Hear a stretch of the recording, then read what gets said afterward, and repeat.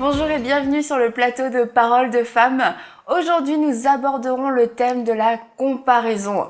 Et toutes, nous avons été un jour ou l'autre victimes de comparaison ou nous avons utilisé aussi la comparaison et nous verrons quels sont les effets néfastes de la comparaison, comment s'en sortir et enfin comment accepter notre réelle identité divine en se débarrassant de cette comparaison qui parfois nous empoisonne tellement la vie. La comparaison, bonjour mesdames, avant tout. La comparaison, c'est, vous avez toutes été victimes de comparaison un jour, j'imagine. Oui, toutes. Je suis pas la seule, rassurez-moi. Mais pourtant, dans la Bible, on voit que c'est absolument pas comme ça que Dieu nous évalue. Comment ça se fait qu'on soit aussi imprégné de ce petit ou grand poison dans certaines vies? Comment ça se fait? Ça commence où? Ça commence dès l'enfance? Oui, il me semble que déjà le tout petit enfant se compare, et c'est quelque chose de naturel, puis à la rigueur c'est pédagogique quand tu vois les petits qui se comparent les uns aux autres, ça les aide aussi à grandir, à se construire, mais le problème c'est qu'arrivé à l'âge adulte, ça devient toxique. Théoriquement, quand on arrive à l'âge adulte, on sait qui on est, on sait comment agir, on sait se placer, théoriquement. Théoriquement, en arrivant à l'âge adulte, on sait où on en est, on sait ce qu'on vaut, si on connaît notre valeur personnelle. Et le problème, c'est que quand on continue à se comparer, c'est plus du tout pédagogique, ça devient un poison. Et ça engendre des jalousies, ça engendre des querelles parfois. Ça engendre en tout cas peu de choses positives et beaucoup de choses négatives de se comparer. Et j'ai l'impression, en tout cas on en parle entre femmes, et j'ai l'impression que on a peut-être une façon différente des hommes de se comparer, mais on se compare autant que différemment, mais dans différents domaines, mais on se compare. Et dans l'évangile de Luc, ça m'avait frappé à un moment donné quand j'ai lu, il se leva aussi parmi eux une contestation, donc parmi les disciples qui suivent Jésus. Lequel d'entre eux devait-il être considéré comme le plus grand? Comme quoi les hommes se comparent. Les hommes, bien sûr que les hommes se comparent. Tu vois, quand t'entends des comptes rendus de gym, tu sais qu'ils se comparent. Effectivement. Oh, ouais. Et Jésus les remet à leur place. On s'aperçoit dans le verset 27, donc Luc 22, verset 27, il leur répond, en effet, qui est le plus grand? Celui qui est à table ou celui qui sert? N'est-ce pas celui qui est à table? Et moi, cependant, je suis au milieu de vous comme celui qui sert. Et donc là, il met le doigt sur quelque chose de fondamental, c'est-à-dire que la comparaison, la réussite, c'est quelque chose de très relatif. Oui. Le plus grand, le plus petit, c'est quelque chose d'absolument relatif. Et la notion de réussite dans la parole de Dieu, enfin dans le monde biblique, on va dire, dans l'univers biblique, c'est très différent de la notion de réussite dans notre monde contemporain. Tout à fait. Et j'allais dire, plus les générations passent, plus l'écart se creuse entre le modèle de réussite biblique et le modèle de réussite humain. Ah oui, tout à fait. Puis ce qu'on voit autour de nous, c'est que la notion de réussite maintenant, ça va être plus par rapport à l'argent, à la beauté, peut-être le pouvoir aussi. Tout ce qui est plus ou moins extérieur. Tout ce qui est extérieur est beaucoup lié au pouvoir et à l'argent, beaucoup. Alors que si on reste dans une perspective biblique, la réussite, ça va être d'avoir une vie qui plaît à Dieu, une vie qui accomplit les plans de Dieu, qui correspond au projet de Dieu pour notre vie, puis aussi une vie de foi, une vie d'équilibre, une vie de partage et d'altruisme aussi. Donc on voit que c'est très très différent. Et en tant que chrétienne, je pense qu'on doit vraiment échapper à ce piège de la comparaison. Tu sais, la Bible, Anne dit de ne pas se conformer au siècle présent. Et on sait qu'à chaque siècle ou à chaque génération, les valeurs du monde peuvent changer, ce qui fait que ça change les standards d'acceptation, donc notre comparaison aussi. Puis les gens se comparent beaucoup, comme tu disais, par rapport à la réussite. Qu'est-ce que toi t'as, qu'est-ce que tu fais, quel est ton statut, et moi qu'est-ce que j'ai, et puis ça crée soit de l'infériorité, soit de la supériorité. Et puis c'est très aigu au niveau de la condition féminine, parce qu'on est dans une génération où on a peut-être un privilège, c'est celui de choisir. On peut choisir de faire carrière, on peut choisir d'être une femme d'entreprise, mais on peut aussi choisir de prendre soin de sa famille. On a vraiment le choix. Et c'est un privilège. Moi, je considère toujours que c'est un grand privilège d'avoir le choix. Par contre, c'est un privilège qui engendre une difficulté, c'est-à-dire que est-ce que j'ai réussi ma vie si je reste à la maison, alors que le monde nous dit que c'est rater sa vie. Dire, globalement, c'est sûr. Moi, j'ai été pendant 9 ans à la maison, puis le message que j'ai ressenti, en tout cas, c'est qu'il y avait comme un mépris. Donc, il y avait tout de suite un étalon de mesure qui n'était pas le mien.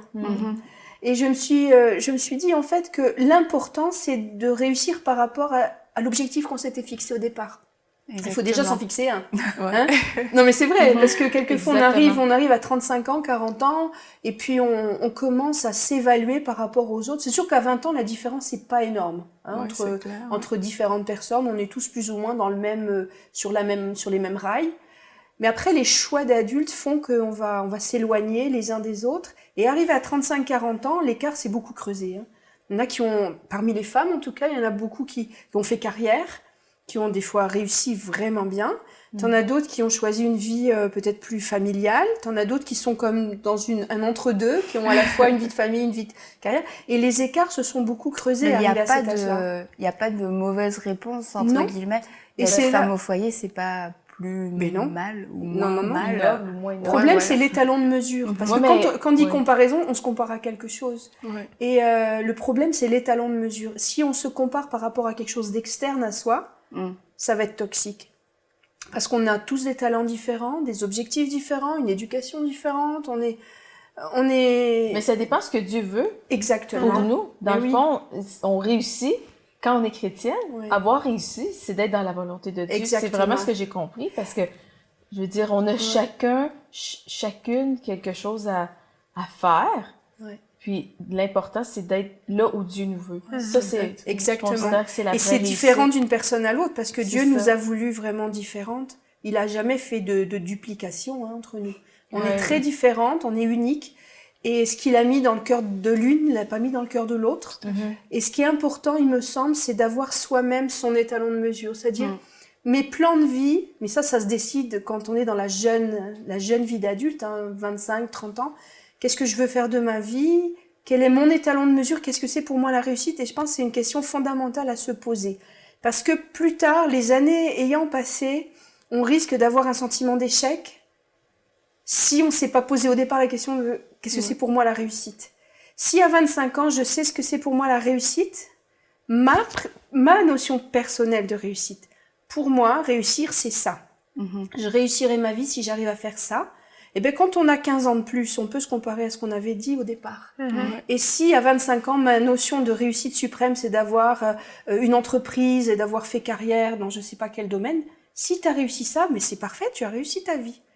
Si ton plan, c'était d'être missionnaire, je sais pas où, et puis que c'est ça que tu es devenu, ben, tu as réussi. Si tu savais que le plan de Dieu pour ta vie, c'était ça, et que tu l'as fait, tu as réussi. Exactement. Et si ton ambition dans la vie, c'était de fonder une belle famille, de prendre soin d'une, je sais pas moi, 5, 6, 7 enfants, un sky is the limit. Je veux dire, eh ben, t'as réussi ta vie. Si t'as 7 enfants qui braillent autour de toi, mais tu as réussi. et c'est, moi, ce qui me semble très important, c'est cet étalon de mesure. De se fixer soi-même son étalon de mesure, pour pas être ensuite ébranlé par le jugement extérieur. De pouvoir continuer de marcher avec conviction, puis de s'attacher à ce que Dieu aussi a dit sur nos vies. Et ça, c'est vrai, un étalon de mesure qui est soi-même, au moins c'est juste. Exact. Et la comparaison, on parlait de réussite, mais ça s'est aussi infiltré dans l'église, dans nos relations avec les frères et les sœurs. Et moi, personnellement, ça m'a déjà affecté ce genre de faux raisonnement aussi. Et puis je suis pas la seule. On va écouter la grande prédicatrice Joyce Meyer qui va nous partager quelques petites minutes sur le sujet de la comparaison dans le domaine spirituel. Donc regardons ça. Un autre symptôme quand vous ne savez pas qui vous êtes en Christ, ou quand nous ne savons pas qui nous sommes en Christ, nous avons tendance à nous comparer avec les autres et à rivaliser avec eux. Bonté divine, est-ce que quelqu'un ici s'est lassé d'essayer de ressembler aux autres? De prier comme quelqu'un d'autre? D'utiliser le même plan d'étude de la Bible de quelqu'un d'autre? C'est étonnant ce que vous pouvez être heureux de vos 15 ou 20 minutes de prière que vous vous êtes finalement discipliné à faire tous les jours et vous êtes plus enthousiasmé que jamais jusqu'à ce que vous déjeuniez avec sœur super chrétienne. Et elle vous raconte comment elle se lève avant le lever du jour et commence ses 4 heures de prière. Maintenant, si vous ne savez pas qui vous êtes en Christ, tout à coup vous allez penser que ce que vous faites pour Dieu n'est rien et que maintenant vous devez lutter et vous efforcer de faire ce qu'elle fait. Donc vous faites ce que j'ai fait, vous allez vous acheter une horloge, vous vous enfermez dans une pièce et vous déclarez à tout le monde « Je vais prier 4 heures tous les jours, n'entrez pas ici et je ne sortirai pas. » Et vous priez 5 minutes et vous vous endormez. Mais voilà l'autre côté du problème. Si nous faisons ça...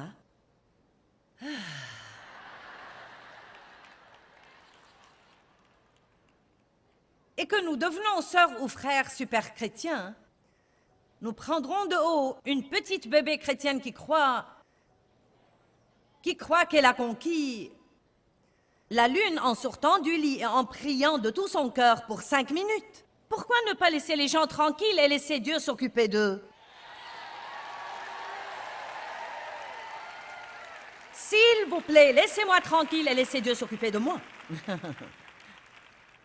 La chose la plus merveilleuse dans la relation avec Christ est qu'elle est nouvelle chaque jour et qu'elle est différente pour tout le monde. On a tous une sœur super chrétienne dans notre entourage, ou peut-être sommes-nous une sœur super chrétienne aussi. Et puis dans notre relation avec Dieu, ça peut comme venir nous siphonner quelquefois cette comparaison où on se sent vraiment la plus nulle des chrétiennes, la moins spirituelle de toutes les femmes. C'est certain que la comparaison spirituelle, je pense qu'on l'a toutes déjà vécue au moins une fois.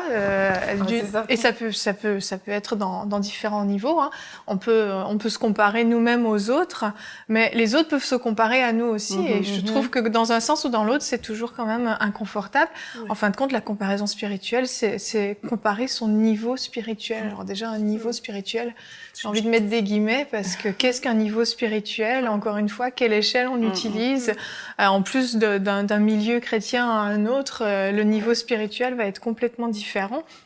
Et vraiment, la comparaison spirituelle, c'est quelque chose qui fait beaucoup de dégâts dans l'Église, et je trouve ça vraiment terrible. Et c'est ça, il y a celle qui va, par exemple, ne jamais vouloir élever la voix dans une réunion de prière, par exemple, parce que elle estime que son vocabulaire est pas assez élaboré. Ou elle trouve que les autres prient mieux qu'elle. C'est ça, exactement. Ma prière est pas assez bien, donc Dieu n'entend pas ma prière, ou j'ai honte vis-à-vis des autres.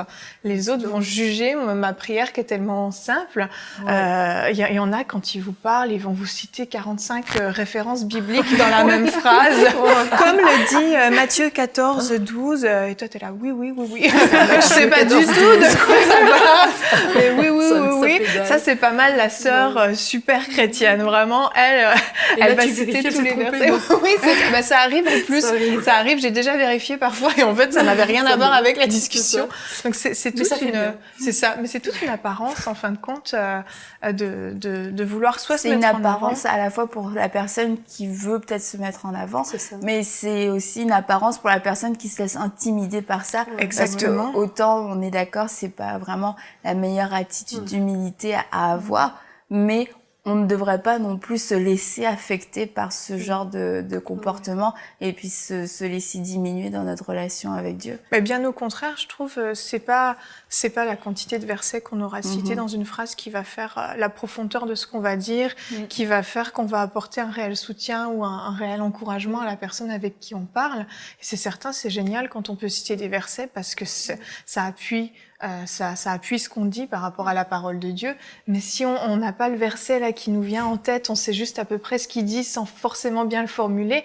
Mais si ça peut bénir la personne avec qui on parle, gloire à Dieu. Et c'est certain que je trouve la comparaison spirituelle est un vrai frein en fait dans la vie chrétienne. On s'empêche de bénir les autres, on s'empêche de prier pour les autres, on s'empêche de s'investir positivement dans la vie des autres sous prétexte qu'on n'est pas le niveau requis pour le faire. Et ça se voit aussi dans les couples. Souvent, je sais pas si vous l'avez vécu. Moi, ayant un mari prédicateur, c'est certain, je l'ai vécu. Je me suis comparée.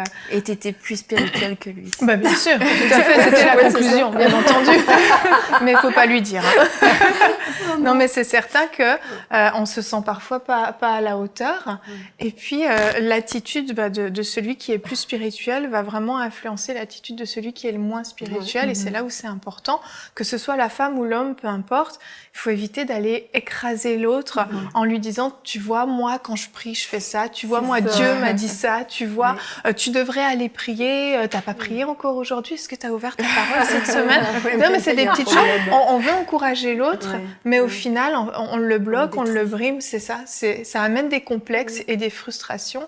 Et à l'inverse, on peut aussi se sentir inférieur justement à l'autre. Et donc dire, va demander à Dieu.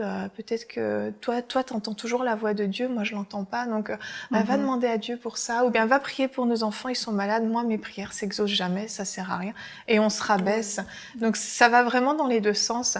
Mais de manière générale, vraiment, ce que je pense qui est le plus important, c'est de réaliser que on a un modèle, et ce modèle, ça doit être Christ. Ça doit être le seul à qui, au fin de compte, on devrait se comparer et vers lequel on devrait tendre, parce que sinon, c'est juste des apparences, encore une fois. Citer des versets, faire des belles prières élaborées, tout ça, ça démontre pas le cœur de la personne. Dieu regarde au cœur, il regarde pas à l'apparence. Et je suis convaincue que la prière la plus simple, avec le vocabulaire le plus simple, peut toucher davantage le cœur de Dieu, même parfois, qu'une prière qui est très, très élaborée, avec beaucoup de versets à l'appui.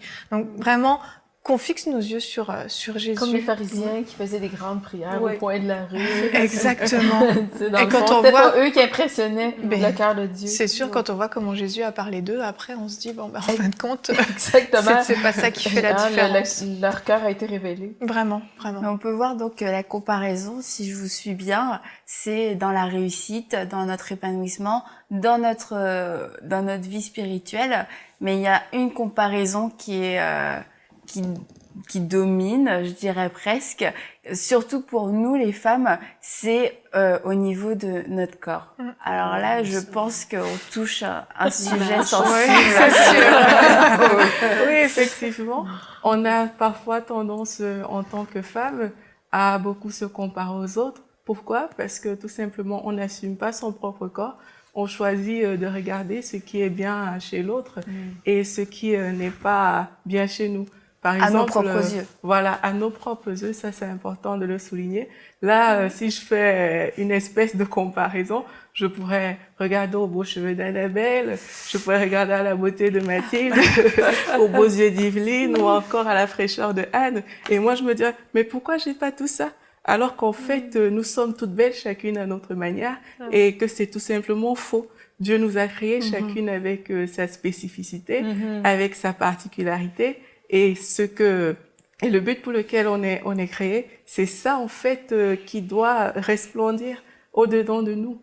Et il peut arriver aussi dans certaines circonstances que c'est même pas nous qui nous comparons.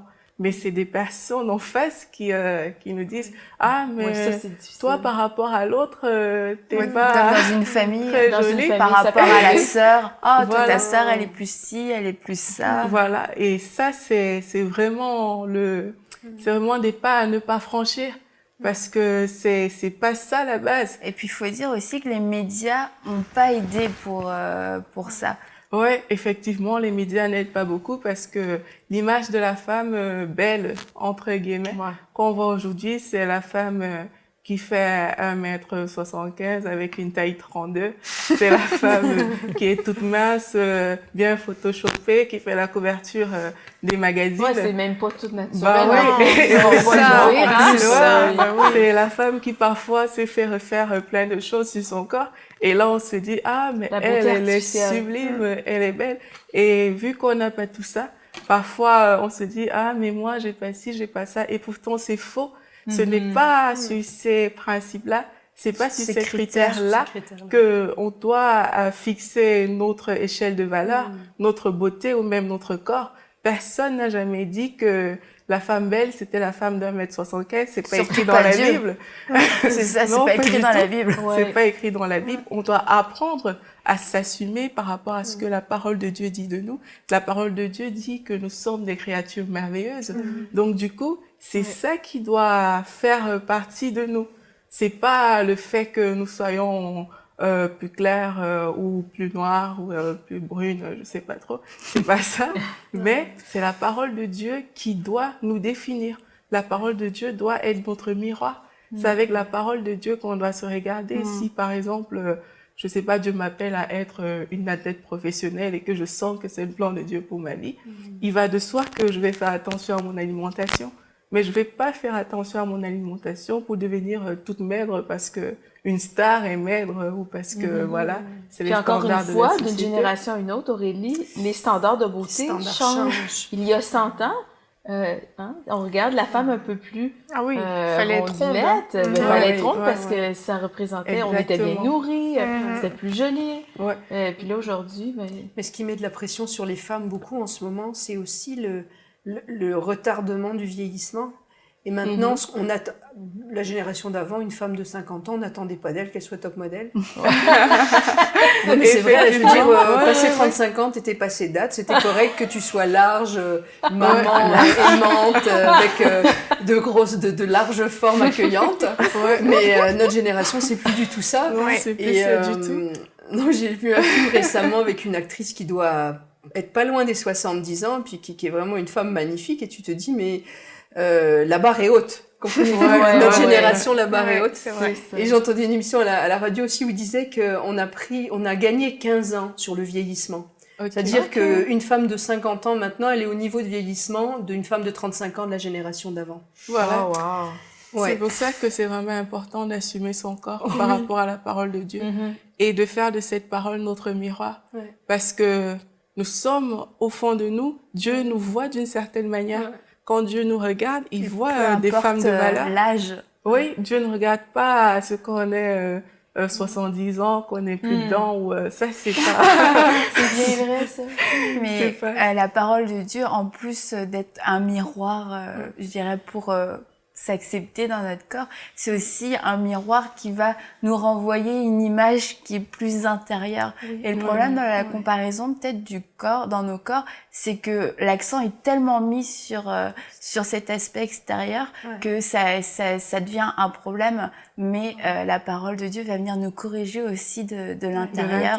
Et puis, si l'intérieur est bon, c'est certain que ça va se refléter à l'extérieur. Exactement. Ben, merci beaucoup. On se retrouve juste après cette pause, avec Mathilde pour une rubrique Paroles de sagesse.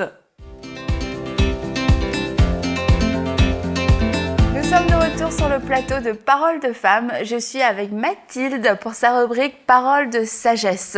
Et aujourd'hui, et pour continuer cette émission, nous allons voir comment surmonter la comparaison, comment guérir de la comparaison. C'est ça. Ben, en fait, Annabelle, pour pouvoir guérir de la comparaison, il faut vraiment savoir d'où on vient. Et je vais lire un verset pour ça, c'est dans Jérémie 1,5 qui dit « Avant que je t'eusse formé dans le ventre de ta mère, je te connaissais. » Et on sait ici que c'est Dieu qui parle. Donc, ça dit que Dieu nous connaissait même avant qu'on soit conçu. Ça veut dire qu'on était dans son cœur, il avait pensé à nous avant même qu'on soit dans le ventre de notre mère. C'est une grande révélation, c'est une grande importance parce que souvent, les gens vont penser ou se sont fait dire toute leur vie qu'ils sont étaient des accidents. Oui, c'est ça exactement. Ah, t'étais un accident, t'étais pas vraiment voulu.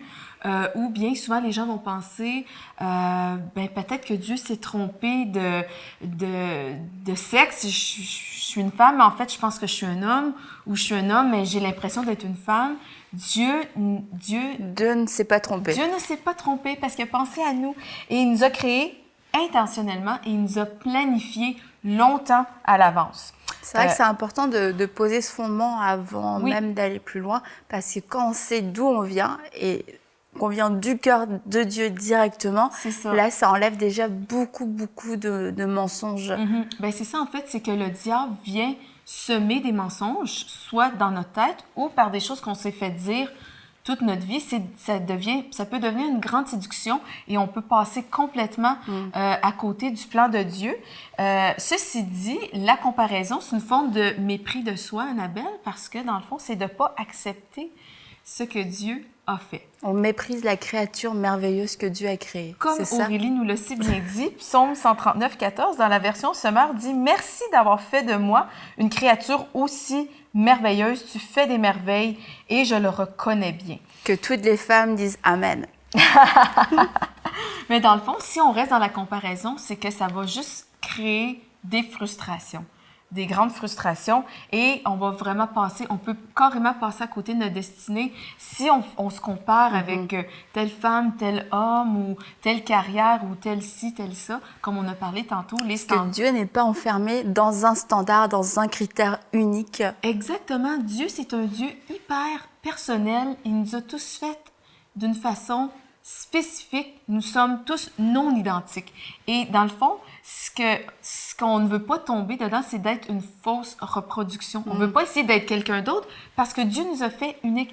Et quand on a compris ça, quand on comprend que Dieu nous a fait intentionnellement... On est une version originale. On est une version originale de ce que Dieu a pensé. Et dans le fond, la façon où je vais réussir à faire ça, c'est d'entrer dans une intimité profonde, premièrement, avec lui, et de connaître sa parole. Comme Aurélie aussi l'a bien dit, la parole de Dieu, c'est notre miroir. Et dans l'intimité avec lui, je vais pouvoir découvrir qui est cette personne que Dieu a vraiment créée. Et comment je peux devenir cette personne. Comment manifester. Comment manifester, oui. Dans le fond, Dieu nous a tous donné des talents différents, des facettes différentes de notre personnalité. Et puis, Dieu fait qu'on l'exploite au maximum. Puis c'est aussi dans la présence de Dieu qu'on va être renouvelé dans nos pensées. C'est ça. Que les mensonges, les forteresses vont tomber. Vraiment. Qu'on va pouvoir être consolé, restauré si on a été blessé, rabaissé toute notre vie. Oui, c'est ça. C'est vraiment par le renouvellement de l'intelligence qu'on va découvrir qui on est, puis aussi qui on est devenu en Christ. Aussi, quand on vient au Seigneur, ben on devient une nouvelle créature. Personne, exactement. Toutes choses anciennes sont passées. Voilà. Y compris les complexes du passé. C'est passé, c'est fini. Nous sommes une créature merveilleuse. Et nous sommes uniques. Amen. Et c'est ce qui fait la beauté des choses, la beauté de la création de Dieu. Ça demande quand même un peu de courage aussi de manifester qui on est réellement, parce que le fait d'être unique, de plus pouvoir se comparer à personne, qu'on va être différent de d'autres. C'est ça, on est différent, puis il faut assumer cette différence. Ben, c'est de savoir qu'en Dieu, c'est notre sécurité. C'est que Dieu a créé, qu'on est totalement unique. Ben, ça, en fait, ce que ça a créé en moi aussi, c'est de savoir que ben, je suis unique, donc je suis sécure là-dedans. Je peux m'appuyer sur le fait que Dieu a pensé à moi quand il m'a fait. Puis, ben, il a tout planifié. Donc, c'est libérateur. On s'appuie sur notre identité divine. C'est ça, sur notre identité divine. Et vraiment, ça va nous libérer. Si les gens peuvent vraiment comprendre que Dieu les a fait uniques intentionnellement, pas identiques, être sécure là-dedans, mais si quelqu'un est différent de moi, mais je vais être... je me sentirais pas mal ou en danger. Exactement, en danger ou menacée par qui je suis. Mais non, ben, c'est correct. Je suis pas comme toi, mais c'est correct que je sois comme moi aussi. Puis je pense que ça, c'est vraiment... c'est une grande difficulté dans la société qu'on vit présentement. Puis vraiment, je crois que dans l'intimité avec Dieu, on va vraiment réussir à être renouvelé aussi dans nos pensées, puis vraiment éloigner, puis complètement éradier les mensonges du diable, parce qu'on peut avoir nourri et entretenu des pensées de comparaison, puis ça peut être très grave, là, ça peut mener à des pensées destructrices. C'est ça, ça peut être très grave, très comme grave, tu viens de le dire. Et puis j'aimerais que tu puisses prier pour toutes ces femmes qui nous regardent aujourd'hui, et que tu puisses leur adresser, en plus de cette parole d'encouragement, que tu puisses prier pour elles. Puis je vais m'accorder avec toi. D'accord. Eh bien, Seigneur Dieu, je prie vraiment pour les femmes, les hommes à la maison qui écoutent cette émission. Et Seigneur, je prie vraiment pour une révélation de qui tu es, de qui ils sont devenus en toi, Seigneur. Je prie, Seigneur, qu'ils puissent reconnaître qu'ils sont une créature merveilleuse et que leur âme reconnaisse qu'ils sont cette merveilleuse créature. Je prie vraiment pour la libération dès maintenant, au nom de Jésus. Vraiment, je déclare que vous êtes libres.